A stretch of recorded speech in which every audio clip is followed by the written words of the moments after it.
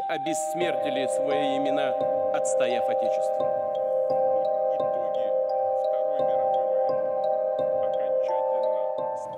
Очень важно, что сегодня здесь, в Москве, собрались лидеры стран Содружества независимых государств. Вижу в этом благодарное отношение к подвигу наших предков. Они вместе сражались и вместе победили. Все народы СССР внесли свой вклад в общую победу. Мы всегда будем помнить об этом.